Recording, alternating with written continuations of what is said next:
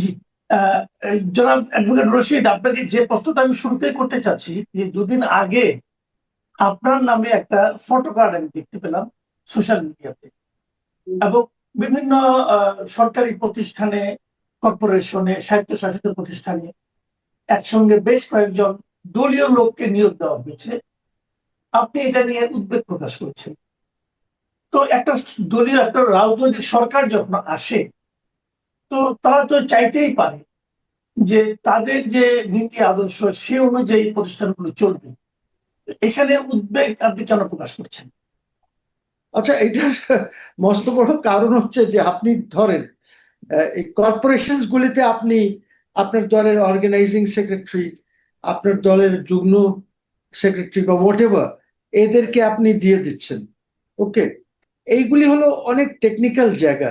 এক একটা ধরেন কর্পোরেশনে 10-20টা করে কলকারখানা আছে। এখন আপনি আপনার যদি অর্গানাইজিং সেক্রেটারিকে দিয়ে দেন, সে কি এই কলকারখানা বা কর্পোরেশন চালাতে পারবে? এই ধরেন কর্পোরেশনে যে নোটিং গুলি হয়, যেভাবে আহ, আপনার ফাইলস গুলি মুভ করে, এরা কি কোনোদিন ফাইল টাইল চালিয়েছে? চালায় নাই। সো কোয়েশ্চেন ইজ, আপনি এখানে কি করবেন?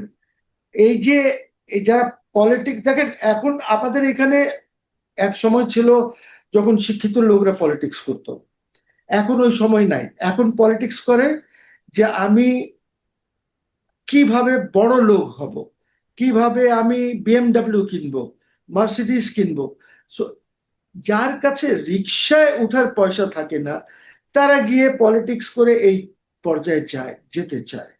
সো আপনি যদি স্টুডেন্ট পলিটিক্সও আগে হতো না, শিক্ষিত ছেলেরা যারা খুব তাদের পিছে দৌড়াতো আগে, যে আসো তুমি এই জয়েন করো আমাদেরকে। এখন ধরেন আপনি ওদেরকে যদি দেন, তাহলে ওরা কি এই কর্পোরেশন গুলি চালাতে পারবে?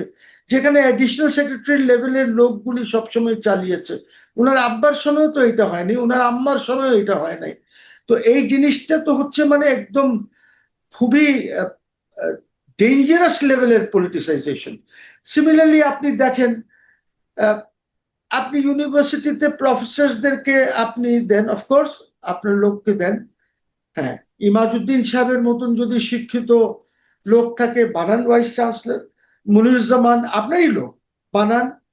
আমার তো সেখানে কোনো আপত্তি নাই। কিন্তু আপনি যাদেরকে দিচ্ছেন, ওদের কি এই লেভেল আছে? ভাইস চ্যান্সেলর হোক, ওরা কি আজকে যদি সিঙ্গাপুরে বা থাইল্যান্ডে যায়, ওদেরকে তো লেকচারার হিসাবেই নেবে না তারা। দিস ইজ দ্য রিজন যে আমাদের আজকে ঢাকা ইউনিভার্সিটি, যেটা অক্সফোর্ড অফ দ্য ইস্ট ছিল, সেটা হয়ে গেছে এখন অক্সফোর্ড অফ দ্য ডাস্টবিন। আচ্ছা, আমি আপনার সঙ্গে একটু কুতর্ক করি, তাহলে হয়তো আলোচনাটা আপনি ভাববেন।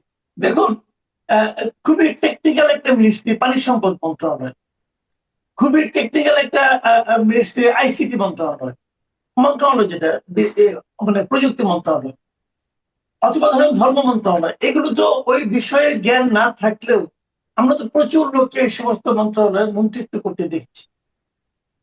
এমনকি আমি যদি বলি প্রধানমন্ত্রী নিজেও, উনি তো কখনো প্রধানমন্ত্রী ছিলেন না। তারপরে ধরেন আমাদের স্বরাষ্ট্রমন্ত্রী, উনি তো কখনো স্বরাষ্ট্র মন্ত্রণালয় চালাননি, উনি তো আইনের লোক, আইনে পড়াশোনা করেছেন। তো এদের উপর যদি আপনি ভরসা করতে পারেন, তাহলে ওই কর্পোরেশন গুলোতে আপনি শীর্ষ পদে আপনি যদি একজন রাজনৈতিক লোককে দিই, সে আর কিছু না বুঝুক, এই সরকারের রাজনীতিটা তো বুঝতে পারবে, তাহলে সেটা কি আপনি একদম মানে ভয়ঙ্কর খারাপ হয়ে যাবে? না, কিছু হবে না। কর্পোরেশন তো চালাবে যারা ওই মিল কলকারখানা চালাচ্ছে, জিএম টিএম ডিজিএম, তারা চালাবে। আমি ধরেন অর্গানাইজিং সেক্রেটারি বিএনপির, আমি চেয়ারম্যান, আমিও চালাবো কি? আমি বলে দেবো খালি যে প্রত্যেক মাসে আমার 10 কোটি টাকা দরকার, এটা আমাকে দিয়ে যাবো, বাকি তোমাদের যা ইচ্ছা করো। আর ফাইল নিয়ে আসবে, সই করে দেবো, চলবে তো। না চলার তো কিছু নাই। আপনার পানি, এই যে মন্ত্রণালয়ের কথা বললেন, হ্যাঁ, ভেরি টেকনিক্যাল। কিন্তু এইখানে তো মন্ত্রী সাহেব ওইভাবে চালাচ্ছেন না। এটা তো চালাচ্ছে আপনার যারা এক্সপার্টস আছে, ওয়াটার ডেভেলপমেন্ট বোর্ড বা এরা। এখন যদি মন্ত্রী সাহেব সেখানে বেশি মাতবরি করতে চান, তাহলে চলবে না। Power development board, this are very technical things, you see. চলবে না। আপনি যদি এই যে টুকুরে দেশের না চলতেছে তো, আজকে গ্যাস নাই, কালকে তেল নাই, পরশুদিন অমুক নাই। এই যে শেখ হাসিনার সময় আমরা বিদ্যুৎ যে পেতাম, এই বিদ্যুৎ কোথায় গেছে? এটা তো এমন না যে কেউ চুরি করে নিয়ে গেছে আমার বাসার থেকে। এই বিদ্যুৎ কোথায়? আমার এখানে তো লোডশেডিং ছিল না, গ্রামে পাওয়া যেত বিদ্যুৎ। এখন গ্রামে 2 ঘন্টা 3 ঘন্টার বেশি বিদ্যুৎ আসে না, থাকে না। কোথায় গেল? ওয়ের ইজ ইট? আমি এটাই হলো আমার প্রশ্ন। আপনি বলবেন যে ওরা ওরা কি, ওরা কিচ্ছু না, আপনার মিসম্যানেজমেন্টের জন্য। আপনি আজকে দেখেন যে ধর এখন বলছেন যে 15-20 দিন লাগবে গ্যাস ঠিক হতে, মানুষ খাবে কি? আমি আজকেই দেখতেছিলাম টেলিভিশনে চ্যানেলে যে ধানমন্ডিতে তারা নাস্তা টাস্তা কিনে নিয়ে যাচ্ছে আর খাচ্ছে, বিকজ রান্না করার কোনো স্কোপ নাই। এটা আমার আসে বাসায় কি করতে হতো? আমি যে আমি কিন্তু ধানমন্ডির আশপাশেই থাকি। আমার এখানে আমি আপনার একটা এক্সপিরিয়েন্স বলি। আমি নিজে মাঝে মাঝে রান্নাঘরে যাই, আমি রান্না করি। তো দেশালের কাঠি জ্বালিয়ে গ্যাসটা খুলে আমি কাঠিটা দিয়ে ধরানোর চেষ্টা করলাম, দেশালের কাঠি হাতেই পড়ে গেল, আগুন আর ধরলো না। বাসটা।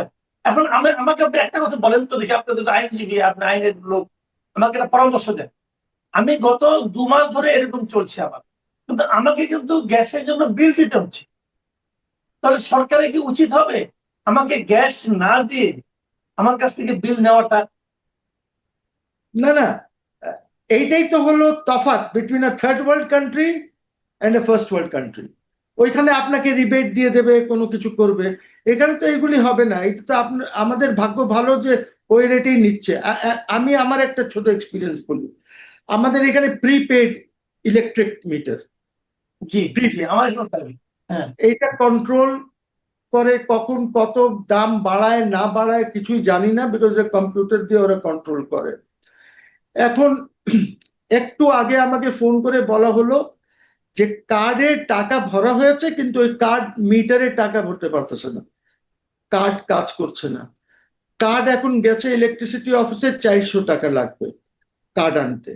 এর আগে জাস্ট লাস্ট উইক 2টা কার্ড করতে হয়েছে 800 টাকা দিয়ে।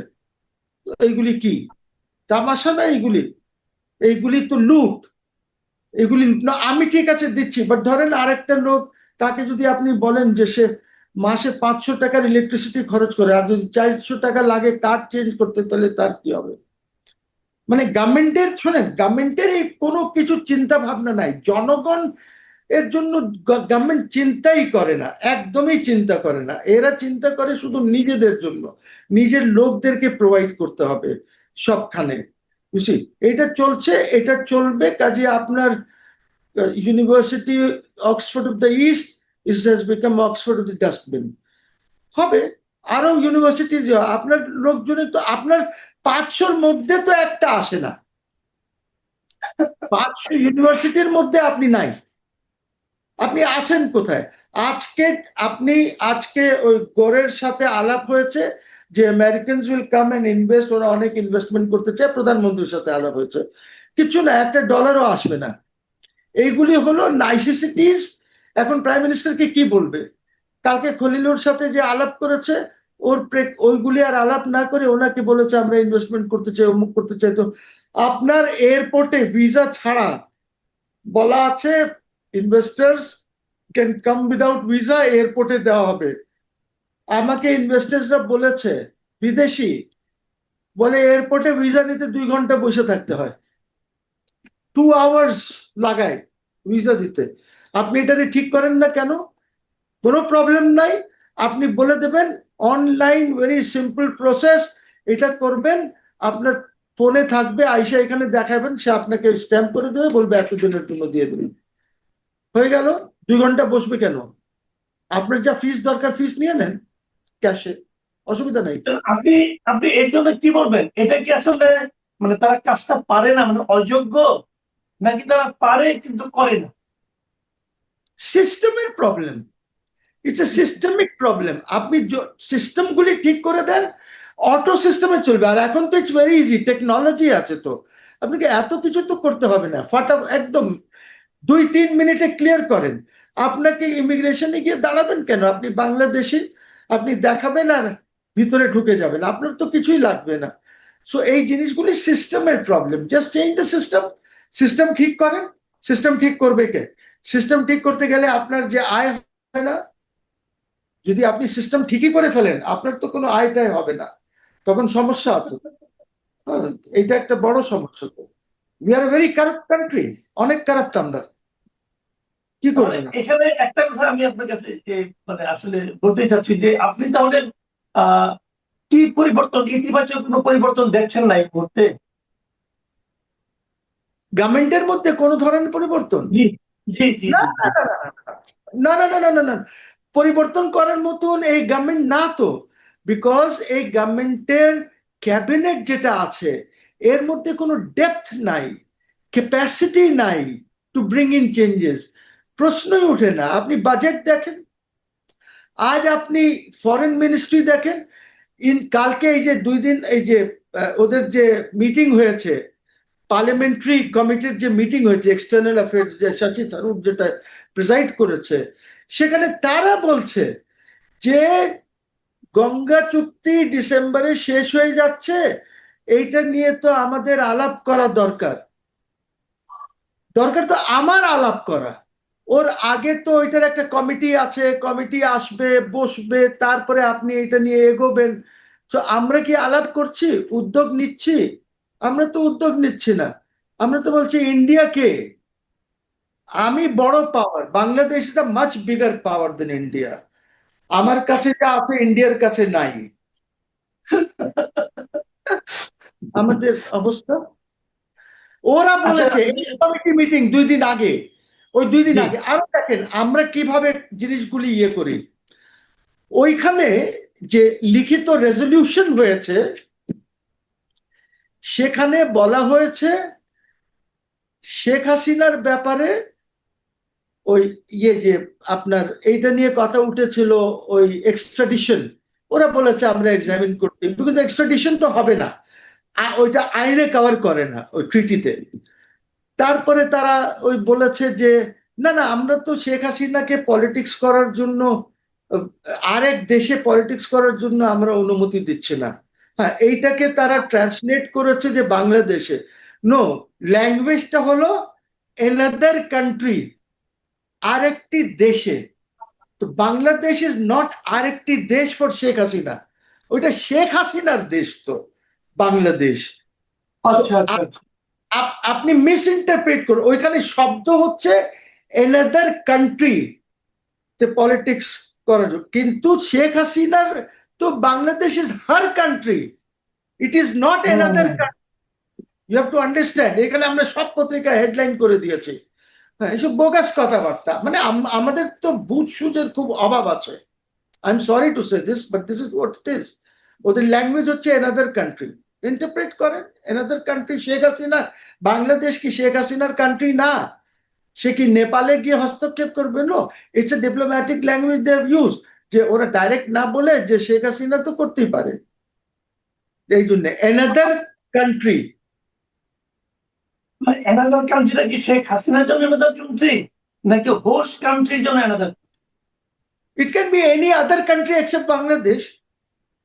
হুম। বাংলাদেশ, বিকজ শেখ হাসিনার কান্ট্রি তো বাংলাদেশ। শেখ হাসিনা তো অ্যানাউন্স করেছে I am going back to Bangladesh. Sheikh Hasina তো আর ইন্ডিয়াতে আপনার কি মনে হয়, কি মনে হয় শেখ হাসিনার এই যে অ্যানাউন্সমেন্ট এটা কি পলিটিক্যাল নাকি আপনি মনে করেন যে তার আসার কোনো she is going to come, সে আসবে। This is not a political স্ট্যান্ডবাজি যেটা আইসিটির ইয়ে বা এরা যেটা বলছে। No no no, she is going to come, this is a statement that she is made. এবং এমনও হতে পারে যে ডিসেম্বরের আগেও চলে আসতে পারে। এমনও হতে পারে যে উনি 16ই ডিসেম্বর বলেছেন, হয়তো 16ই ডিসেম্বরে উনি আসতে পারেন, বিকজ 16ই ডিসেম্বর তো বাংলাদেশের লিবারেশন ডে, তাই না? জি। লিবারেশন ডে না? তো মেবি শি থিংস দ্যাট আমি ডিসেম্বরে যাব, 16ই ডিসেম্বরে যাব, বাংলাদেশকে লিবারেট করব। হয়তো ডিসেম্বরের হুম।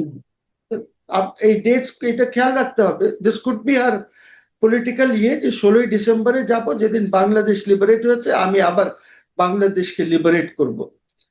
কিন্তু জুলাই উনি যদি আসেন তাহলে আমি ধরে নিচ্ছি হাইপোথেটিক্যালি যে উনি আসছেন, তাহলে তার আফটার এফেক্ট কি হতে পারে দেশে? আচ্ছা শুনেন, শেখ হাসিনার অনেক, এখানে আওয়ামী লীগের তো অনেক লোক আছে, এখানে মুক্তিযুদ্ধের পক্ষে লোক আছে, এবং ইন্ডিয়াও সেদিন যে মিটিং করেছে তাদের তাদেরও কথা হচ্ছে দ্যাট দে উইল সাপোর্ট মুক্তিযুদ্ধ, এবং ওই ওই যে আমাদের যে লিবারেশন ওয়ারের যেসব ডিক্লারেশন আছে ওইগুলি সাপোর্ট করবে। তো এই জিনিসগুলি যে তারা এফার্ম করছে, এমনি তো করছে না। এই জন্যই আমি বলি দ্যাট গভর্নমেন্ট, বাংলাদেশের জন্য ভালো হবে যদি গভর্নমেন্ট নিজে ইন্ডিয়ার সাথে কথা বলে যে উনি আসতে চান, তো উনার সাথে ইন্ডিয়া কথা বলবে, বাংলাদেশ কথা বলবে, বলে কিভাবে আসবেন। বিকজ উনার আশা তো is not that Mohsin Rashid প্লেনে উঠলো আর চলে আসলো, এত সোজা না তো। আপনি তো উনাকে C-130-তে চার্টার্ড প্লেনে নিয়ে গিয়ে প্রাইম মিনিস্টার হিসাবে রেখে এসেছেন, উনাকে ইন্ডিয়ান ইউনিয়ন গভর্নমেন্ট উনাকে প্রাইম মিনিস্টার হিসাবে রিসিভ করেছে, সেখানে একজন মন্ত্রী রিসিভ করেছে। এই জিনিসগুলি তো খেয়াল রাখতে হবে। ওনার সিকিউরিটি কে দেবে? শেখ হাসিনা কি বাংলাদেশ আর্মিকে বা বাংলাদেশ ইসেকে কি উনি বিশ্বাস করে যে এরা সিকিউরিটি দিতে পারবে? যারা তখন দেয় নেই, কনস্পিরেসি করেছে, ওরা কি পারবে?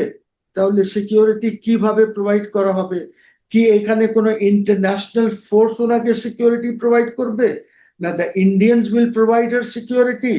উনি আসলে কিভাবে আসবেন? প্লেনে আসবেন না বর্ডার দিয়ে আসবেন? একটা দুইটা কথা না তো, অনেক কিছু কনসিডারেশনে এনে জিনিসটা হবে। সো এইটা যে এরা যে মনে করছে, এই জন্য আমি বলি please talk to the Indians, talk to Sheikh Hasina, দেখেন কিভাবে আসবে উনি। যদি লোক, অনেক লোক যদি হয়ে যায় তো একটা সুনামির মতন রেভলিউশন হয়ে যাবে দেশে। আমি জানি না যারা এই অফিস হোল্ডার্স আছে তারা কি অফিস করতে পারবেন কি না, না কি হবে যদি জুলাইতে এত কম ইসে যদি হয়, এখানে তো বিরাট কিছু হয়ে যাবে। আবার শেখ হাসিনা কি ধরনের নির্দেশ দেন ওনার লোকজনকে, যে কিভাবে তোমরা আসবা, কোথায় তুমি আসবা, কি নিয়ে আসবা, সাথে কি থাকবে আমাকে প্রোটেক্ট করার জন্য। তারপরে উনি নির্দেশ এইটাও তো দিতে পারেন যে পুলিশকে নির্দেশ দিতে পারেন, আমলাকে নির্দেশ দিতে পারেন যে তোমরা অমুক অমুক জিনিস মানবে না, তোমরা এইভাবে করবা, সর্ট অফ ডিসওবিডিয়েন্স, সিভিল ডিসওবিডিয়েন্সের কলও দিতে পারেন। আমি জানি না, আমি বেশি বললে আবার মনে করবে যে আমি হিন্টস দিচ্ছি। No no no, I am not giving any hint, এখানে আমি বেশি বলতে চাই না। বাট অনেক কনসিডারেশন আছে শেখ হাসিনার আশা, আমরা আশা। মানে আলোচনা শেষ পর্যায়ে চলে এসেছি, শেষ প্রশ্নটা করতে যাচ্ছি আপনাকে। আপনি নিজে একজন আইনজীবী এবং আইনের বিষয়গুলো, খুঁটিনাটি বিষয়গুলো বুঝেন, কিন্তু আমরা দেখলাম মাঝখানে হিউম্যান রাইটস ওয়াচ তারা একটা বিবৃতিতে তারা একটা প্রতিবেদন প্রকাশ করেছে, এবং তারা সেখানে বলেছে যে আমাদের যে ICT আছে, ইন্টারন্যাশনাল ক্রাইম ট্রাইব্যুনাল, তাদের বিচারের মানদণ্ড নিয়ে তারা প্রশ্ন করেছে।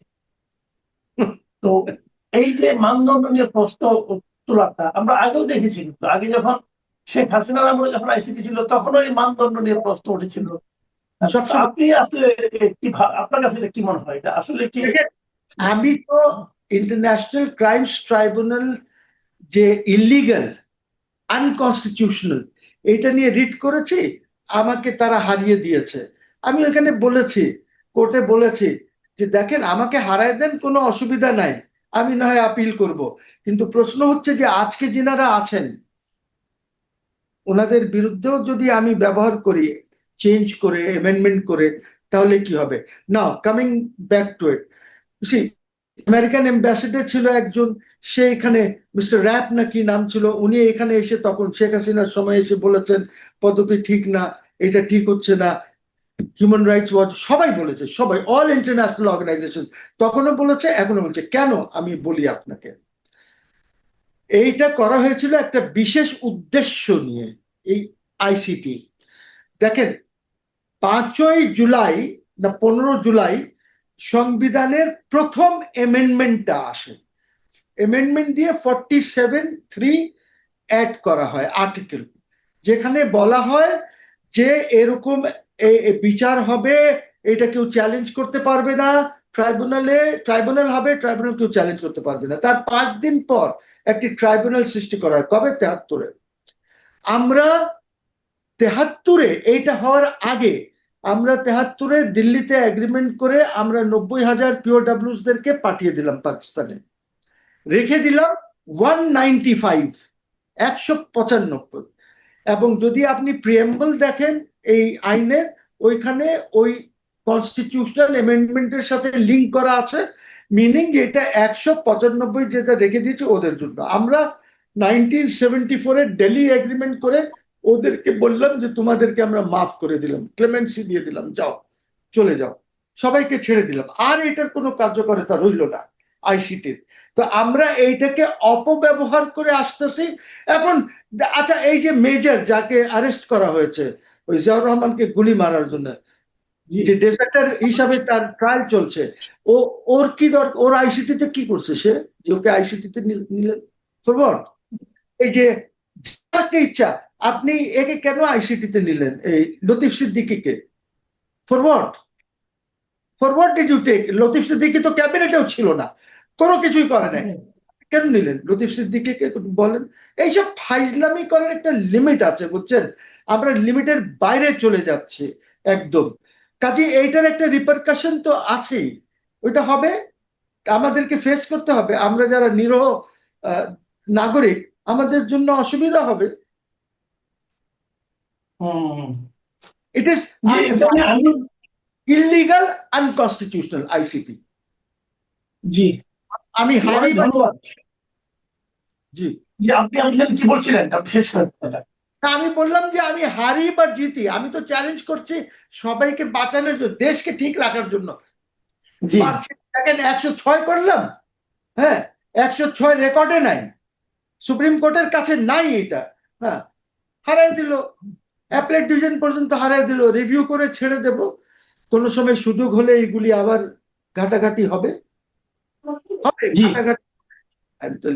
অনেক ধন্যবাদ, অনেক ধন্যবাদ অ্যাডভোকেট মহসিন রশিদ। প্রিয় দর্শক, আপনারা অ্যাডভোকেট মহসিন রশিদের বক্তব্য শুনলেন। একটা বিষয় কিন্তু আমি আপনাদের সঙ্গে একটু শেয়ার করতে চাই, যে আপনারা অনেক কিছু করতে পারেন, সরকারকে বলছি বিচার বিভাগ, আপনারা অনেক কিছু করতে পারেন, কিন্তু এই দিনটাই তো শেষ দিন না।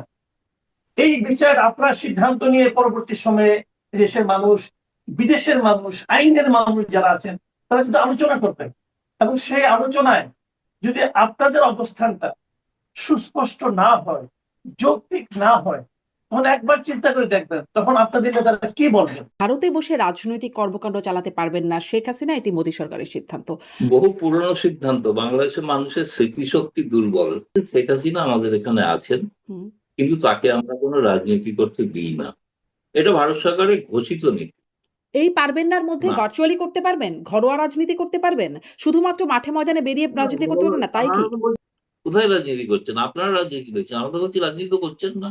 আওয়ামী লীগের কোনো পোস্টারটা নিয়ে কিছু জানিয়ে মিটিং করছেন? আসলে কি এটা রাজনীতি না? যে নেতাকর্মীদের নির্দেশনা দেয়া, তার কর্মসূচি ঘোষণা করা, এগুলো আসলে কি? ওই গেরিলা পদ্ধতিতে রাজনীতি করা। মানে মুখে বলবে না, কিন্তু ভেতর ভেতর যা হচ্ছে তাই হবে, মুখে শুধু বলা হবে না। বলবে, মুখে তো এটাই বলবে, আমরা তো রাজনীতি করতে দিইনি। তিনি কোথায় রাজনীতি করছেন আমরা তো জানি না। প্রত্যর্পণ বিষয় তাহলে কি ওটা যে মোটামুটি ভারত সিদ্ধান্ত নিয়ে রেখেছে যে প্রত্যর্পণটা হচ্ছে না? আমি বাংলা করে বলছি, হ্যাঁ, যেটা বুঝতে সুবিধা হয়, দেওয়া হবে না, এই কথাটা কূটনীতির ভাষার মার প্যাঁচে রয়েছে। যখন দীনেশ ত্রিবেদী সাক্ষাৎ করলেন আমাদের পররাষ্ট্রমন্ত্রীর সাথে, তারপরেও আমাদের পররাষ্ট্রমন্ত্রী বললেন যে একটা ইরিটেশন তো কিছু কিছু বিষয় নিয়ে আছেই। মানে সেই ইরিটেশন বা টেম্পারেচারের যে জায়গাগুলোর কথা বলা হচ্ছে, তার মধ্যে অন্যতম হচ্ছে শেখ হাসিনার। আমরা তো তখন বলুন টেম্পারেচার বাড়ানোর জন্য কি করেছি? আমরা তো অভ্যর্থনা জানাচ্ছি, না, আপনারা আতর পুশব্যাক আবেদন করেছেন, জানাচ্ছি। আপনারা ডাক্তার জায়েদকে এয়ারপোর্টে হেনস্থা করেছেন, প্রধানমন্ত্রীর উপদেষ্টা। আমি আপনাকে বিদ্যুৎ দিচ্ছি, আমি আপনাকে কাঁচা মরিচ দিচ্ছি, আমি সব আমরা আপনাকে কিনে পেঁয়াজ। নিচ্ছি। হত্যার পরে বাংলাদেশ একটা কড়া বার্তা এবং পাঠিয়েছিল ভারত সরকারের কাছে। পররাষ্ট্রমন্ত্রী তখন একটা লিখিত জবাব দিয়েছিল। লিখিত জবাবে বলা আছে শেখ হাসিনা আমাদের এখানে আছেন, কিন্তু তাকে আমরা কোনো রাজনীতি করতে দিই না, এটা ভারত সরকারের ঘোষিত নীতি। আমি বলছি সেই হাদি হত্যার সময়কার, এখন তখনকার তো ফলে অনেক স্মৃতিশক্তি অনেকের দুর্বল, অনেকে ভাবছেন কিন্তু গোটা যে রিপোর্টটা, এটা তো কোনো পার্লামেন্টে আলোচনা হয়নি, এটা অনেকের ভুল ধারণা। পার্লামেন্টে কোনো আলোচনাই চলছে না, কারণ বিরোধীদের হাঙ্গামার কারণে বন্ধ হয়ে যায়, স্থগিত হয়ে যায়। কিন্তু যেটা হয় যে ভারতের পার্লামেন্টে বিভিন্ন মন্ত্রণালয় তাদের স্ট্যান্ডিং কমিটির যে রিপোর্ট সেগুলো জমা পড়ে একের পর এক। এবং তাতে তারা যে রিপোর্ট দিয়েছিলেন তাতে সরকার কি ব্যবস্থা নিলেন সেটা তখন অ্যাকশন টেকেন রিপোর্ট হিসেবে জমা দেন। এই দিনের ঘটনায় যেটা ঘটেছিল, ইনফ্যাক্ট আমি সেই রিপোর্টটা তো পেয়েছি এবং পুরোটাই পড়েছি। তাতে একটা অংশ আছে শেখ হাসিনা প্রসঙ্গ, হুম। বাকিটা ভারত বাংলাদেশ দ্বিপাক্ষিক সম্পর্কের বিষয় রিপোর্ট। তাতে বলা আছে, সে কথা পরিষ্কার কথায়, এ ব্যাপারে সর্বসম্মতি ভারতের সকলেই, শেখ হাসিনাকে প্রত্যার্পণ করা যাবে না। কারণ এটা ভারত সরকারের সিভিলাইজেশন, একটা এক ধরনের সংস্কৃতি। কেউ বিপদে পড়লে তাকে আশ্রয় দেয়। প্রত্যার্পণ করা এটা যাবে না। মানে একদম না, সুনির্দিষ্টভাবে না, না। না, না, না, কারণ হচ্ছে একেবারেই আমি না। দেখছিলাম যে মানে আমি যে খবরগুলো পড়ছিলাম যে ৩০শে জুলাই সংসদীয় কমিটি তাদের প্রতিবেদন লোকসভায় উপস্থাপন করেন। আমি মানে সংবাদপত্র থেকেই বলছি যে এই প্রতিবেদন পররাষ্ট্র বিষয়ক কমিটির মানে ৯ম প্রতিবেদনের সুপারিশ ও পর্যবেক্ষণের ভিত্তিতে সরকারের নেয়া পদক্ষেপ তুলে ধরা হয়েছে। এখানে বলা হচ্ছে যে মানে শেখ হাসিনার প্রত্যাবর্তন বিষয়ে ঢাকার অনুরোধ সেগুলো বিবেচনা করা হচ্ছে। এখনো এরকম একটা পর্যায়ে দেখছিলাম। কিন্তু গতকাল না, এইটা তো এটাও ঘোষিত নীতি, বিবেচনা করা হবে না, ওটাকে ডাস্টবিনে ফেলে দেওয়া হচ্ছে তা তো না, মানে বিবেচনা তো করাই প্রত্যার্পণ করা হচ্ছে। হবে না এটি যে বলছেন আপনি? না, না, ভারত সরকার একটা, আর একটা হচ্ছে সংসদরা কি বলছে। হুম, ভারত সরকার বলছেন আমরা বিবেচনা করছি, পর্যালোচনা করছি আইনি বিচার বিভাগীয় পদ্ধতি অনুসারে, কিন্তু সংসদীয় কমিটি বলছেন হুম। যে ভারতের যে সিভিলাইজেশন, যে সংস্কৃতি, সংস্কৃতি সভ্যতাগত যে সংস্কৃতি, তাতে কেউ বিপদে পড়লে আমরা কখনোই তাকে কোনো যেন বিপদে না ফেলি, মানে তার প্রাণ সংশয় আছে এমন যেন না হয়, সে বিষয়টা বিবেচনা করা উচিত সরকারের। সরকার বলেছেন আমরা সেটা বিবেচনা করছি, এবং একই সঙ্গে বলেছেন যে তার প্রত্যাবর্তন বিষয়টা খতিয়ে দিচ্ছি। একই সঙ্গে বলেছেন যে তিনি সেখান থেকে রাজনীতি করছেন না। কিন্তু শেখ হাসিনা, এখানে আওয়ামী লীগের কোনো দপ্তর নেই ভারতে, হুম। কিন্তু শেখ হাসিনা রাজনৈতিক নেতা নেত্রীর সঙ্গে বৈঠক করে চলেছেন, গতকালও করেছেন, আগামী দিনও করবেন, এবং তিনি সব প্রস্তুতিও নিচ্ছেন কিভাবে দেশে ফিরবেন। তিনি বিভিন্ন গণমাধ্যমে সাক্ষাৎকার একের পর এক দিয়ে চলেছেন, আরো ১২টা সাক্ষাৎকার প্রকাশিত হতে চলেছে।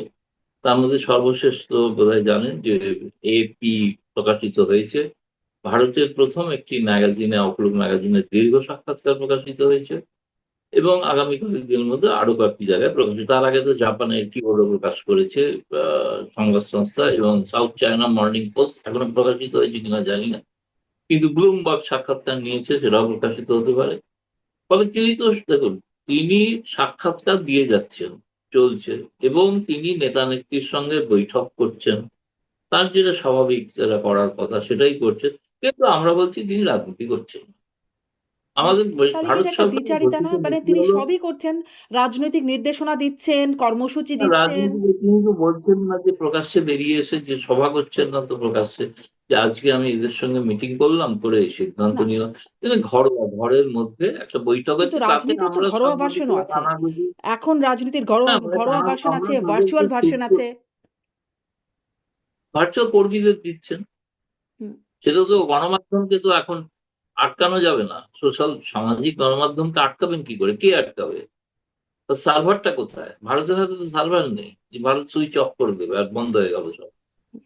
মোবাইল ফোন, যে মোবাইল ফোনগুলো বিদেশি যেসব কোম্পানি মোবাইল ফোন চালান, বিক্রি করেন, উৎপাদন করেন, তারা করতে পারেন বন্ধ। আমি জানি না তারাও পারেন কিনা জানি না, আজকের দিনে কেউই করেন না। না, কিন্তু আর ভারতের ভারতের পক্ষে পক্ষে তো কোনো নির্দেশনাটা কি? বা গণমাধ্যমকে ভারতের বলা সম্ভব সিদ্ধান্তটা কি? নয়।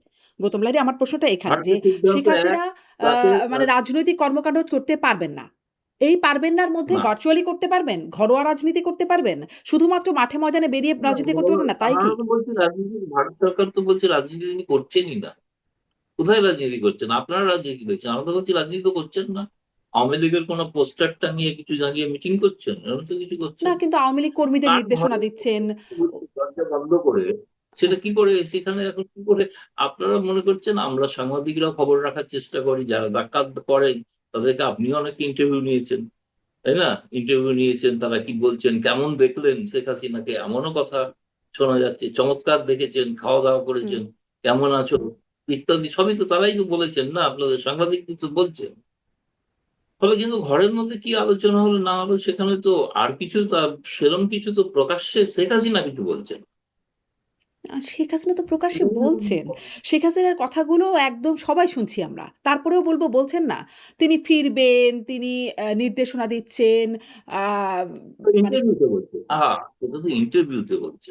না তিনি শুধুমাত্র রয়টার্স দিয়ে শুরু করেছেন, এখন শেষ হবে ভারতের আরো 13টা, আমি সর্বশেষ খবর জানি 13টা সংবাদ তারা ইন্টারভিউ একের পর এক তো দিচ্ছেন। এই ইন্টারভিউটা কি ব্যক্তি শেখ হাসিনা হিসেবে দিচ্ছেন, নাকি আওয়ামী লীগের সভাপতি হিসেবে দিচ্ছেন, সাবেক প্রধানমন্ত্রী হিসেবে দিচ্ছেন? তিনি তো আওয়ামী লীগের সভানেত্রী, সেই হিসেবেই দিচ্ছে। তার তো তো সেটি একটা এইভাবেই রাজনৈতিক দেওয়া হয়। পরিচিতির বহিঃপ্রকাশ না? ফর্মার প্রাইম মিনিস্টার বলে তো বলছেন অনেকে। রয়টার্স কিভাবে ছাপা হয়েছে, পরিচয় দেওয়া হয়েছে, এএফপি তে যেভাবে পরিচয় দেওয়া হয়েছে, ফর্মার প্রাইম মিনিস্টার, তাই না? হুম। তার মানে আসলে ভারতের এই কথাটা একরকম মানে মুখের কথা, খুব মনের কথা না। লন্ডনে থাকাকালীন তারেক রহমান যা যা করেছিল তাই করছেন। হুম। লন্ডনে থাকাকালীন তিনি কি রাজনীতি করেননি? কিন্তু বিদেশ থেকে লন্ডনের তো এরকম করেছেন, কোনো নির্দেশনা ছিল না যে তিনি রাজনীতি করতে পারবেন না। করেছেন, গুদাম করেছেন টিকিটের, সবই তো করেছেন লন্ডন থেকে, তাই না? কিন্তু তো তিনি যা যুক্তরাজ্যের যা তো করেছেন গৌতম লাহিড়ী, যুক্তরাজ্যের তো এমন কোনো নির্দেশনা ছিল না বা এমন কোনো অবস্থান ছিল না যে তারেক রহমান রাজনীতি করতে পারবেন না। না, তিনি তো আর তাহলে পুরনো ইতিহাস ঘেটে লাভ আছে কি? তিনি মুচলেখা দিয়ে গিয়েছিলেন রাজনীতি করবেন না। এটা তো দেশের কথা বলছেন, হ্যাঁ, দেশে কিন্তু সেটাই। যুক্তরাজ্য, আমি তো বলছি ভারতের অবস্থানের কথা। কিন্তু আওয়ামী লীগ তিনি শুনুন, তিনি তো ফ্রান্স বা ইটালির রাজনীতি করছিলেন না, তিনি বাংলাদেশের রাজনীতি করছিলেন।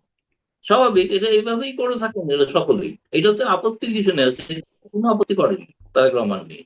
তা এখন আপত্তি তো আমি শুনিনি যে তারেক রহমান নিজে কোনো আপত্তি করেছেন শেখ হাসিনা এভাবে কথা বলছেন। হ্যাঁ, তাদের দলের কিছু কিছু মন্ত্রী নেতা এসে মাঝে মাঝে বলে গেছেন, কিন্তু তারা দেখেছেন হতাশ, বলে কোনো লাভ নেই।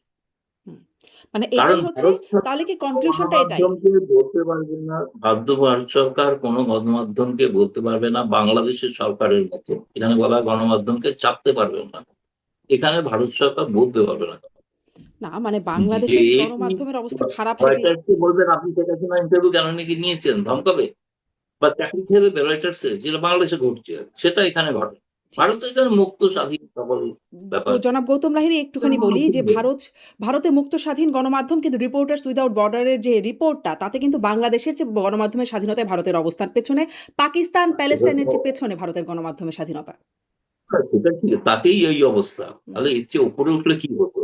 তাহলে তো শেখ হাসিনা সহ ইন্টারভিউ হতো বাংলাদেশের মধ্যে, মানে তাই না? এতেই যদি নিম্ন একটু থাকাকালীন, নিম্ন সূচকে থাকাকালীন এই হাল, নিম্ন মানে সূচকে অতএব মানে না থাকে ভারতের গণমাধ্যম বাংলাদেশ পারে, বাংলাদেশের গণমাধ্যম পারে না, বিষয়টা এমন না। বাংলাদেশের গণমাধ্যমের অবস্থা খুবই খারাপ, আমি নিজেও গণমাধ্যমের কর্মী হিসেবে আমি না, জানি। বাংলাদেশের গণমাধ্যমে চাকরি চলে যাবে, হ্যাঁ, চাকরি চলে যাবে। আপনি কালকে ভারতের দীনেশ ত্রিবেদী সার্জে গড়ের সঙ্গে বৈঠক করেছেন, প্রথম সারির সংবাদপত্রগুলো খবর ছাপতে ভয় পেয়েছে, অথচ সেই সম্পাদকরা তারা দাবি করেন তারা নিরপেক্ষ সাংবাদিকতায় বিশ্বাস করেন।